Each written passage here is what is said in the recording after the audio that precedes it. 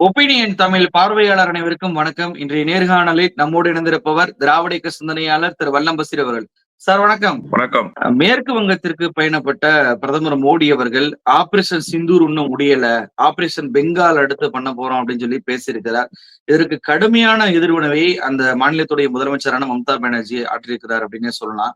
ரொம்ப ரொம்ப கடுமையான வார்த்தைகள். நேரடி விவாதத்திற்கு வர தயாரா, டெலிபிராம்டர் கூட கூட்டு வாங்க, லைவ் ஷோல நம்ம 2 பேரும் உட்கார்ந்து பேசுவோம் அப்படின்னு சொல்லி இருக்கிறாங்க. முடிஞ்சா நாளைக்கே தேர்தலை கொண்டு வாங்க, நம்ம நேருக்கு நேரா சந்திக்கலாம், யார் ஜெயிக்கிறான்னு பார்க்கலாம்னு சொல்லி இருக்கிறாங்க. இன்னொரு மிக முக்கியமான விஷயம் என்ன அப்படின்னா, நாடு முழுவதும் பெண்களுக்கு குங்குமம் வைக்க நீங்க யாரு? நீங்க என்ன எல்லாருக்குமா கணவரா இருக்கிறீங்க? முதல்ல உங்களுடைய மனைவிக்கு போய் குங்குமத்தை வச்சு பாருங்க அப்படின்னு சொல்லிட்டு ஒரு கேள்வி கேட்டிருக்கிறார். எப்படி பாக்குறீங்க? மம்தா பானர்ஜியை தேவையில்லாமல் மோடி சீண்டியதினுடைய விளைவு அவர் பேச வேண்டிய நிலைக்கு தள்ளப்பட்டிருக்கிறார் என்றுதான் நான் புரிந்து கொள்கிறேன். கிராமப்புறத்துல ஒரு சொலவடை உண்டு. சும்மாவே ஆடுவான், நீ சலங்கையை வேற கட்டி விட்டுருக்க, ஜிங்கு ஜிங்குன்னு ஆடுவானே அப்படின்னு. அந்த மாதிரி அந்த அம்மா சும்மாவே விரட்டி விரட்டி அடிக்கும்.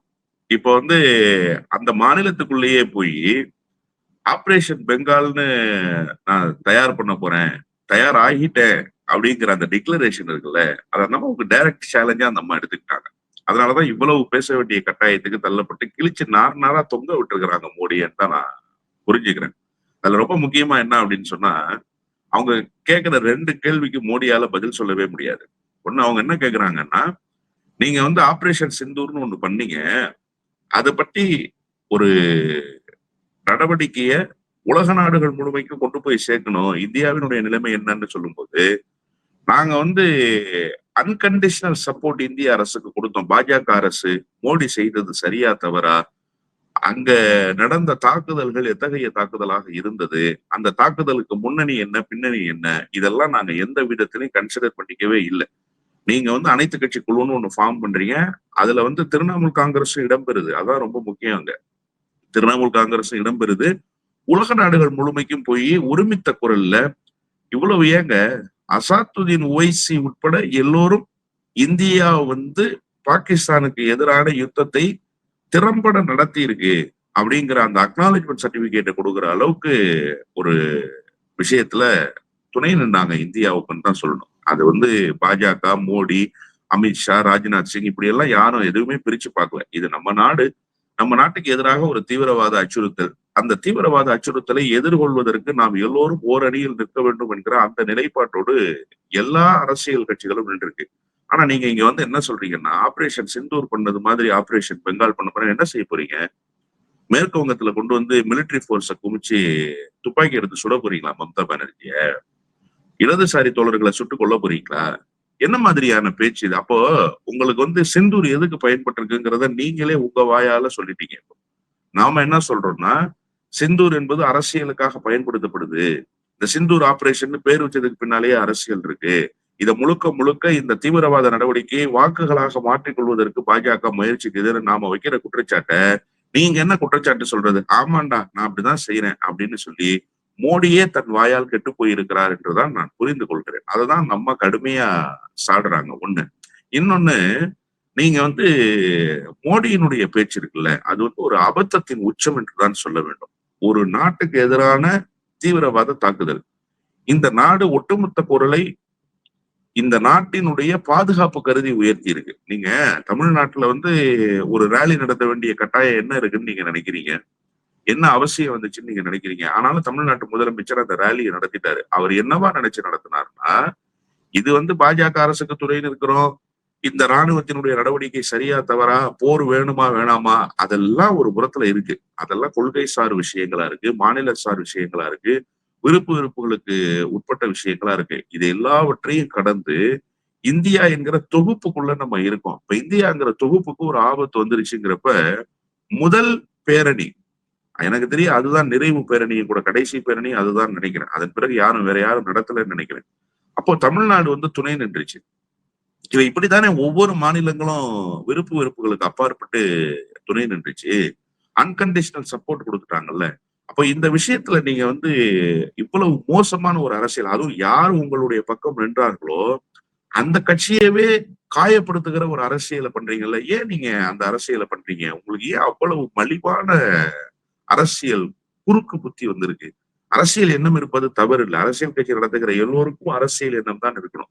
அரசியல் ரீதியான நடவடிக்கை தான் இருக்கணும். ஆனா ஒரு குறுக்கு புத்தி இருக்குல்ல, அந்த குறுக்கு புத்திய இவ்வளவு மோசமாக வெளிப்படுது அப்படின்னு சொன்னா, உங்களிடத்துல எந்த விதமான நம்பிக்கையும் இல்ல.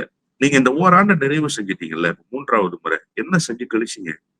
உங்களால என்ன இந்த நாட்டுக்கு செய்து விட முடிந்ததுங்கிற கேள்வி இருக்குல்ல, அதுக்கு ஒண்ணுமே பதில் இல்ல. இதுதான் பீகார்ல போய் அம்பலப்பட்டு வந்தார். பீகார்ல பேசுற போது அவரால் எதையுமே பேச முடியல. இதுக்கிடையில ரெட்டை இன்ஜின் வேற அங்க. நீங்க ஏற்கனவே உத்தரப்பிரதேசத்தை காட்டினீங்க, ராஜஸ்தானை காட்டினீங்க. அது மாதிரிதான் பீகாரும். பீகார்ல ஒரு மிகப்பெரிய எதிர்ப்பு இருந்தாலுமே கூட நிதிஷ்குமார் அரசு எப்போதும் போல இயங்கி கொண்டிருக்கிற ஒரு காட்சியை பார்க்கிறோம். அப்போ இதெல்லாவற்றையும் கடந்து மோடி ஒரு ஃபெயிலியர் சப்ஜெக்டா மாறிட்டாரோ அப்படிங்கிற அந்த ஒரு பதட்ட மனநிலை இருக்குல்ல, அது மோடிக்கே வந்துருச்சு. நாம அட்டர் ஃபிளாப் ஆயிட்டோம், ஒரு ஃபெயிலியர் ஆயிட்டோம். அதனால நம்மளால அரசியலே பண்ண முடியல, ஆட்சி அதிகாரத்துல கோல் வச்ச முடியல, நம்மளால நினைச்சது மாதிரியாக அரசை கொண்டு போக முடியலன்ற அந்த ஒரு கில்ட்டி ஃபீல் அவருக்கு வந்துட்டதுனால எதை பேசணும்னு தெரியாமலேயே பேசிக்கிட்டு இருக்கிறாரோ அப்படிங்கிற ஒரு ஐயப்பாடு எழுது. ஆனா மம்தா பானர்ஜி ஒரு சரியான பதிலடியை கொடுத்துட்டாங்க அப்படின்னு தான் நான் சொல்லுவேன். அதுல ரொம்ப முக்கியமா, நான் டிபேட்டுக்கு தயார், நீங்க வாங்கன்னு ஒரு பிரதமரை பார்த்து சேலஞ்ச் பண்றது இருக்குல்ல, அது உண்மையிலேயே கட்ஸ் தான். அதை பாராட்டி தான் ஆகணும். நம்ம பலமுறை அந்த மாதிரி சேலஞ்ச் பண்ணிருச்சு. இந்த மாதிரி சேலஞ்ச் பண்ணல, வேறு வேறு விதமா சேலஞ்ச். சார், இந்தியா கூட்டணியிலேயே காங்கிரஸாவது பெரிய இதாவது அப்படிங்கிற மாதிரியான ஒரு இடது கை வச்சுதானே அந்த அம்மா அதை ஹேண்டில் பண்ணுச்சு. லெப்ட் ஹேண்ட் டீலிங்னு சொல்றாங்கல்ல, அப்படிதான் அதை ஹேண்டில் பண்ணுச்சு. வலிமையா இருக்கேன் பாஜகவை வீழ்த்துவதற்கு, நீங்க வலிமையா இருந்தீங்கன்னா வீழ்த்தி காட்டுங்கயா அப்படின்னு சொல்லி அந்த அம்மா தான் வீழ்த்தி காட்டுச்சு. அது ரொம்ப முக்கியமான முன்னெடுப்புன்னு தான் நான் சொல்லுவேன். அப்போ டெலிபிராண்டர் வேணாலும் நீ கொண்டு வா, நீ கொண்டு என்னோட நீ டிபேட்ல கலந்துக்கிறதுக்கு தயாரா இருக்கியா அப்படின்னா, உனக்கு பதில் சொல்றதுக்கு யோகிதை இல்லைன்னு சொல்லுது அந்த அம்மா. அவ்வளவுதான் விஷயம், சிம்பிளா, வேற ஒண்ணுமே இல்லை. உனக்கு பேச தெரியாது, உனக்கு பேச வராது, உன்னால் பேச முடியாது. அதனால நீ டெலிபிராண்டர் வேணாலும் கொண்டுட்டு வா, அதை பத்தி எனக்கு கவலை இல்லை. ஆனா நீ வரியா அப்படிங்கிற அந்த சேலஞ்ச் இருக்குல்ல. இப்ப என்ன பண்ணுவாங்க பாஜக தரப்புல? இதுக்கு மோடி பதில் சொல்லுவாரா? சொல்ல மாட்டார். பாஜக தரப்புல பதில் சொல்லுவாங்களா? நிச்சயமா சொல்ல மாட்டாங்க. யாராவது ஒரு செய்தி தொடர்பாளர் திடீர்னு ஒருத்தர் முளைச்சு இப்ப மம்தா பானர்ஜிக்கு பதில் கொடுப்பாரு. அது கூட பிரச்சனை இல்லை. ஆனா அந்த அம்மா கேட்டிருக்கிற கேள்வி உயிர் கூடவே இருக்கும். ஏன்னா மோடியின் சார்பாக பதில் சொல்ல வருகிறவர்களாவது மோடியினுடைய குரலை ஒலிப்பதற்கு தயாராக இருக்கிறார்களா? அந்த அம்மா கேட்கிற கேள்வி சொல்றதுக்கு, அட்ரஸ் பண்றதுக்கு தயாரா இருக்கிறாங்களான்னு கேட்டா நிச்சயமாக தயாரா இருக்க மாட்டாங்க. எனவே அந்த கேள்வி அப்படியே உயிர்ப்போடுதான் இருக்கும். மோடி தன் வாயால் கெட்டு போயிருக்கிறார் என்றுதான் நான் சொல்வேன். அதாவது ரோட்ல போற சனியனை தூக்கி வேட்டைக்குள்ள விட்டுட்டியாங்கிற கதை இருக்குல்ல, அந்த மாதிரிதான் நீங்க தேவையில்லாம மேற்கு வங்கத்துக்கு சென்று மேற்கு வங்கத்தினுடைய அரசியலை பேசுவதற்கு பதிலாக சிந்தூர் ஆபரேஷனு, அப்புறம் பெங்கால் ஆபரேஷனு, இப்படி எல்லாம் நீங்க பேசிட்டு வந்திருக்கிறீங்கல்ல, இது முழுக்க முழுக்க இந்த தீவிரவாத தாக்குதல் என்பதே ஒரு அரசியல் ரீதியான நகர்வுக்காக பயன்படுத்தப்படுகிற கருவி என்பதை மோடியே தன் வாயால் ஒரு கன்ஃபெஷன் ஸ்டேட்மெண்ட் கொடுத்துட்டு வந்துட்டான்னு தான் நான் பாக்குறேன். ஒரு பக்கம் மேற்கு வங்கத்துல போயிட்டு மோடி அவர்கள் அந்த மாநில மக்களையே போய் சேர்ந்திருக்கிறார். இன்னொரு பக்கம் மோடி அவர்களுடைய 3வது ஆட்சி முறையில ஒரு ஆண்டு நிறைவு நாளை முன்னிட்டு பாத்தீங்கன்னா, ஜூன் 9ஆம் தேதியிலிருந்து நாடு முழுக்க வீடு வீடாக போய் எல்லா பெண்களுக்கும் குங்குமத்தை பாஜகவினர் கொடுக்க இருக்கிறாங்க அப்படின்னு சொல்லிட்டு ஒரு அன்அபிஷியல் அறிவிப்பு வந்திருக்கிறது. அதற்கு காங்கிரசுமே எதிர்ப்பு தெரிவிச்சிருக்கிறாங்க. அதாவது குங்குமத்தை பொறுத்த வரைக்கும் அந்தந்த கணவன் தான் வைக்கணும், நீங்க எதற்கு போய் கொடுக்குறீங்க, அது மோடி படத்தை போய் கொடுக்குறீங்க, இது பெண்களுடைய அந்த நம்பிக்கையில விளையாடுவதற்கு சமம் அப்படின்னு சொல்லிட்டு ரொம்ப ஒரு காட்டமான பதிலடி காங்கிரஸ் கொடுத்திருக்கிறது. நீங்க எப்படி பாக்குறீங்க? வட இந்திய பெண்களை பொறுத்த வரைக்கும் அவங்க இது போன்ற நம்பிக்கையில ரொம்ப மூழ்கக்கூடிய ஒரு நபர்கள். மம்தாவுமே இதை சுட்டிக்காட்டி தான் முதல்ல உங்க மனைவிக்கு பொட்டு வைங்க அப்படின்னு சொல்லி இருக்கிறாங்க. இப்ப இது போன்ற நடவடிக்கை வட இந்தியா இன்னும் சில மோசமான ஒரு பின் விளைவுகளை, ஒரு பேக் ஃபயரை பிஜேபிக்கு உருவாக்கிறாரா, இல்ல அவங்களுக்கு அது ஆதரவு ஏற்படுத்தி கொடுக்குமா? நீங்க எப்படி பாக்குறீங்க? மோடி தனிப்பட்ட தாக்குதல் நடத்தாதவரை மோடி மீது தனிப்பட்ட தாக்குதலை தொடுக்க வேண்டிய அவசியம் இல்லை. மம்தா சொன்னதுல எனக்கு உடன்பாடு இல்லை. அவர் இதே கேள்வியை மம்தாவை பார்த்து திருப்பி வேறு விதமா கேட்டுட்டா அது ரொம்ப பர்சனல் அட்டாக்கா போயிடும். மோடியினுடைய அரசியலை விமர்சிக்கிறோம், மோடியினுடைய கொள்கை கோட்பாடுகள் தவறுன்னு சொல்றோம், மோடியினுடைய ஆட்சிகள் அலங்கோலமாக இருக்கிறதுன்னு சொல்றோம். அவர் மனைவியோடு வாழ்ந்தாரா வாழலையா, அவர் மனைவிக்கு செந்தூர் வைப்பாரா வைக்க மாட்டாரா அப்படிங்கிற பாயிண்ட்டுக்குள்ள நம்ம போக தேவையில்லை. அப்ப மம்தா பானர்ஜிக்கு பர்சனல் அட்டாக் வந்துட்டா அது ரொம்ப சங்கடமா போகும். அதனால அந்த சப்ஜெக்டுக்குள்ள போக வேண்டாம் அப்படின்னு நினைக்கிறேன். ஆனா இந்த ஓராண்டு நிறைவுக்கு செந்தூர் கொடுக்கறதுங்கிறது இருக்குல்ல, வட மாவட்டத்துல என்ன மாதிரி, வட மாநிலங்கள்ல என்ன மாதிரியான தாக்கத்தை ஏற்படுத்தும்? ஒரு மண்ணு தாக்கத்தையும் அதை ஏற்படுத்தாது. ஏன்னா அவங்களுக்கு அறிவுன்றது கொஞ்சம் கூட கிடையாது. அறிவு இருந்தா தானே இது என்னன்றது தெரியும், இந்த அரசியல் என்னன்றது தெரியும். அதே தென் மாநிலங்கள்ல கொண்டு வந்து செந்தூர் கொடுத்தா மக்கள் செருப்ப கழட்டி அடிப்பாங்க. இதுதான் யதார்த்தமான உண்மை. நீ யார்றான்னு இந்த விவேக் ஒரு படத்துல சொல்லுவார். அந்த காமெடி காட்சிகள் தான் எனக்கு நினைவு வருது. சரிடா, பேரு வச்சியே சோறு வச்சியா அப்படின்னு கேட்பாரு.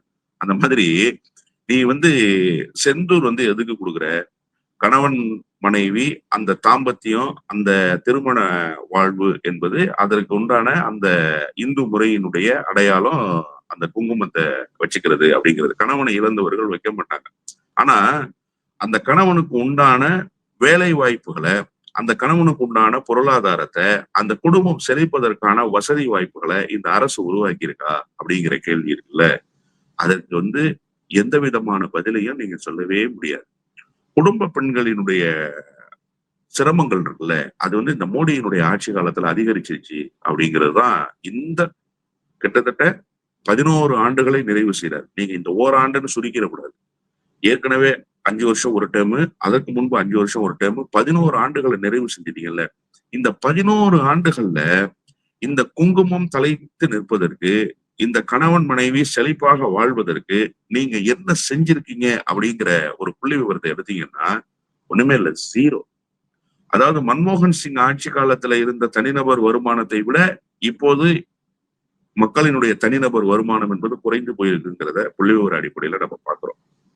ஆனா தனிநபர் வருமானத்தை குறைச்சிட்டு மக்கள் வாழ்வதற்கே வழி இல்லாம செஞ்சுட்டு எல்லா வகையிலும் இந்த நாடு சின்னாபின்னமாக சிதைந்து போவதற்கான வழிவகைகளை எல்லாத்தையும் செஞ்சுட்டு கார்பரேட்டுக்கு மட்டுமே இந்த நாட்டை தாரை வாத்துட்டு நீங்க குங்குமத்தை மட்டுமே கொண்டுட்டு போய் கொடுத்தீங்க அப்படின்னா இது என்ன மாதிரியான அரசியல்? இது அயோக்கியத்தனம் இல்லையா? நீங்க ஒரு ஆக்கப்பூர்வமான பிரதமராக செயல்பட்டதற்கு என்ன சாட்சி? நீங்க என்ன சாட்சி பகிர விரும்புறீங்க? இப்ப தமிழ்நாடு அரசு சொல்லுது, ஓராண்டு பேசும் 100 ஆண்டு பேசும் ஓராண்டு சாதனைன்னு சொல்லுச்சு. ஒரே ஆண்டுல 100 ஆண்டுகளுக்கு செய்து முடிக்க வேண்டிய பட்டியல் போட்டாங்க. இதெல்லாம் இதெல்லாம் இதெல்லாம் இதெல்லாம் இதெல்லாம் நாங்க செஞ்சிருக்கிறோம் அப்படின்னு சொன்னாங்க. அந்த மாதிரி நீங்க இந்த 11 ஆண்டுகள்ல செய்து முடிச்சத பட்டியல் போட முடியுமா? பட்டியல் போட்டு இந்த நாட்டு மக்களுக்கு சொல்வதற்கு நீங்க தயாரா இருக்கிறீங்களா? அப்ப எதையுமே நீங்க சொல்வதற்கு தயாராக இல்லை. ஏன்னா நீங்க எதையுமே செய்யல. விவசாயிகள் சிரமத்துல இருக்கிறான். விவசாயிகளினுடைய கொடுமை என்ன அப்படிங்கிறத நாம கண்கூட பாக்குறோம். அதற்கு பஞ்சாப் மாநிலமே சாட்சி பகிர்ந்தது. விவசாயிகளினுடைய திருத்த சட்டத்தை கொண்டு விவசாயிகளுடைய தலையில் மண்ணை அள்ளி போடுகிற வேலையை நீங்க செய்தீங்க. குறைந்தபட்ச ஆதார விலை கேட்டாங்க, அந்த ஆதார விலையை நீங்க கொடுக்கல. இராணுவத்துக்கு செல்ல வேண்டிய அந்த இளைஞர்களினுடைய கடமை சிதைத்து போட்டீங்க. ஒன்றிய அரசினுடைய வேலை வாய்ப்புகள்ல பிற்படுத்தப்பட்டோர், தாழ்த்தப்பட்டோருக்கு இடமே இல்லைன்னு கேட்டை போட்டு மூடி பூட்டு சாவியை பாக்கெட்ல போட்டீங்க. இப்படி ஒவ்வொரு செக்டார்லயும் நீங்க எடுத்துட்டீங்கன்னா நீங்க இந்த 11 ஆண்டுகள்ல எல்லாவற்றுக்கும் மூடு விழா நடத்தி முடிச்சிட்டீங்க. எல்ஐசியினுடைய பணம் வரைக்கும் சுரண்டி தின்னுட்டீங்க. நீங்க பொதுத்துறை நிறுவனங்களையே உருவாக்கல. இருந்த பொதுத்துறை நிறுவனங்களுக்கு எல்லாம் மூடு விழா நடத்திட்டீங்க. இறந்த பொதுத்துறை நிறுவனங்களை எல்லாம் தனியார் மயமாக்கிட்டீங்க. அப்போ என்ன ஆக்கப்பூர்வமான நடவடிக்கையை நீங்க சொல்லி இந்த நாட்டு மக்கள்கிட்ட வெளிப்பட போறீங்க? உங்களுடைய சாதனைன்னு என்ன பட்டியல் போட போறீங்க? ஒண்ணுமே இல்லை. அப்ப நீங்க வெறுமனே குங்குமத்தை மட்டும்தான். இந்த பட்டைய போட்டானா அப்படின்னு கேட்பாங்கல்ல, அப்படின்னா என்ன அர்த்தம்னா ஒண்ணுமே செய்யல பட்டைய போட்டு விட்டான் அப்படின்னு சொல்ற மாதிரி நீங்க ஒண்ணுமே செய்யாம வெறும் குங்குமத்தை கொண்டு வர்றீங்க. இது சென்டிமெண்டல் தாக்கத்தை ஏற்படுத்தும்னு நான் நினைக்கவே இல்லை. நான் உண்மையிலேயே நினைக்கிறேன். ஏன்னா வட இந்தியர்களுக்கு அந்த புரிதல் இருந்தால் நிச்சயமாக இதற்கு எதிர்வினையாற்றலாம். அந்த புரிதல் இல்லாமல் தான் இருப்பா. அதை நம்ம கௌமூத்ரா ஸ்டேட்னு சொல்லிட்டா கோச்சுக்கிறாங்க வட இந்தியர்கள். நம்ம நண்பர்கள் காங்கிரஸ் கட்சிக்காரர்களே கோச்சுக்கிறாங்க, என்ன அப்படி சொல்றீங்க அப்படின்னு சொல்லி. ஆனா யதார்த்தமான உண்மை. இந்த உண்மையை கூட உணராமல் மோடி இவ்வளவு பெரிய மோசடி பேர் வழியாக இருக்கிறார் என்பதை கூட உணராமல் அவர்கள் இதையெல்லாம் உள்வாங்கி கொண்டு பார்த்து கொண்டு வேடிக்கையாகவே நகருகிறார்கள் என்றுதான் நான் புரிந்து கொள்கிறேன். ஆனா நீங்க இத ஒரு பிரச்சாரமாக முன்னெடுக்கிறது, இத ஓராண்டுக்கு நிறைவு பெற்றதை அடுத்து அப்படிங்கிற நீங்க ஒரு பயணத்தை மேற்கொள்றதுக்குள்ள இது ஒரு கேவலமான நடவடிக்கை. இதை விட ஒரு மோசமான விஷயத்தை ஒரு அரசும் அரசை நடத்துகிற அரசியல் கட்சியும் செய்யவே முடியாது என்றுதான் நான் சொல்றேன். இன்னொரு பக்கம் பிரதமர் மோடி இன்னொரு குற்றச்சாட்டையும் மம்தா பானர்ஜி மீது வச்சிருக்கிறாரு. என்ன சொல்லியிருக்காரு அப்படின்னா, நீங்க வந்து நிதி ஆயோக் கூட்டத்த புறக்கணிச்சுட்டீங்க. புறக்கணிச்சதுனால உங்களுக்கு பல்லாயிரம் கோடி டெவலப்மென்ட் ப்ராஜெக்ட்ட மேற்கு வங்கத்துக்கு நீங்க தடுத்து நிப்பாட்டிட்டீங்க அப்டின்ற ஒரு குற்றச்சாட்ட வச்சிருக்கிறாரு. நிதி ஆயோக் கூட்டத்துல கலந்து கொள்ளாதனால அவங்களுக்கு ப்ராஜெக்ட்லாம் வரல அப்டின்னு சொல்லிட்டு மக்கள் மன்றத்துல அவர் பிரச்சாரம் பண்றாரு. எப்படி பார்க்குறீங்க இத? இப்ப இந்த நிதி ஆயோக் கூட்டம்ங்கிறதே எதுக்காக கூட்டப்படுதுங்கிற சந்தேகம் வந்துருச்சு இப்ப எனக்கெல்லாம். இப்ப நிதி ஆயோக் கூட்டத்துக்கு வந்தாதான் நீங்க நிதி கொடுப்பீங்கன்னா, போன முறை நிதி ஆயோக் கூட்டத்துக்கு மம்தா பானர்ஜி வந்தப்ப அவங்க மைக் ஆஃப் பண்ணி பேச விடாம தடுத்து நிறுத்தீங்களா? ஏன் தடுத்து நிறுத்தீங்க? அவங்க திரும்பி போனாங்கல்ல. அதாவது இந்தியா கூட்டணியினுடைய முதலமைச்சர்கள் ஒட்டுமொத்தமாக புறக்கணிச்சுட்டாங்க சார். புறக்கணிச்சப்ப இந்தியா கூட்டணியில இருந்த மம்தா பானர்ஜி போய் பங்கேற்றாங்க. அப்ப அவங்க மாநிலத்தினுடைய நலன் கருதி தானே போய் பங்கேற்கிறாங்க. அவங்க அதை அரசியலா நினைக்கல. ஒரு முதலமைச்சர் என்கிற நிலையிலிருந்து தானே அதை அணுகுறாங்க. அப்ப வந்த முதலமைச்சரை நீங்க என்ன செஞ்சிருக்கணும்? அவங்களுடைய கருத்து என்னன்னு கேட்டிருக்க வேண்டாமா? இல்லைன்னா நீங்க ரிட்டர்ன் ஸ்டேட்மெண்டாவது கொடுங்கன்னு சொல்லியிருந்திருக்க வேண்டாமா? அவரை கண்ணியமாக நடத்தி இருக்க வேண்டாமா? அவரை அவமானப்படுத்தினீர்கள். அவர் வெளிநடப்பு செய்தார். வெளிநடப்பு செய்து விட்டு வந்ததற்கு பிறகு அட்டன் பண்ணி பேசினாங்கல்ல, அதுல என்ன செஞ்சிருக்கீங்க நீங்க? அவங்க கேட்டாங்க, குடி தண்ணீர் பிரச்சனை டெல்லியில இருக்கிறத போல வெஸ்ட் பெங்கால்லயும் அதிகரிக்குது. அதை சரி செய்வதற்கு ஒரு திட்டத்தை வகுத்திருக்கிறோம். அதுக்கு ஒன்றிய அரசினுடைய 2800 கோடி ரூபாய் நிதியை நாங்க எதிர்பார்க்கிறோம்னு நிதி ஆயோக் கூட்டத்துல முன்வைப்பதற்காகத்தான் அவங்க தயாரானாங்க. இப்ப அதை வந்து ஏற்கனவே 2 முறை நிதி அமைச்சருக்கு கடிதமாக எழுதியிருக்கிறார் மேற்கு வங்கத்தினுடைய நிதி அமைச்சர். அப்ப அது குறித்து நீங்க ஏதாவது ஒரு கன்சர்ன் வெளிப்படுத்திருக்கீங்களா இந்த 2 ஆண்டு காலத்துல? ஒரு கன்சர்னையும் வெளிப்படுத்தல.